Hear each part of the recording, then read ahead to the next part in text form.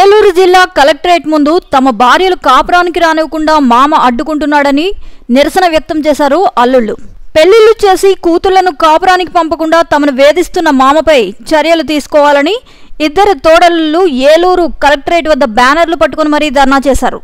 గుజరాతీలో private school టీచర్గా పనిచేస్తున్న పెద్దల్లుడు వి పవన్కు 2015లో విజయవాడలో యానిమేషన్ ఉద్యోగిగా పనిచేస్తున్న చిన్నల్లుడు పిబి శేషసాయికి 2024లో ఏలూరుకు చెందిన బూరుగడ్డ రామానుజ శ్రీనివాస్ అయ్యంగార్ కుమార్తెలతో వివాహాలు జరిగాయి.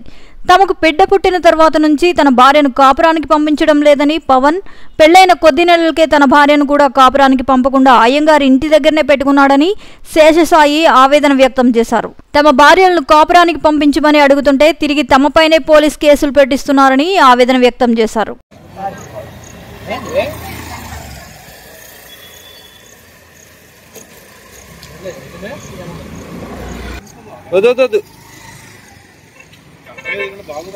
లైటింగ్ పాస్ అయిపోవట్లేదండి బ్యానర్ నుంచి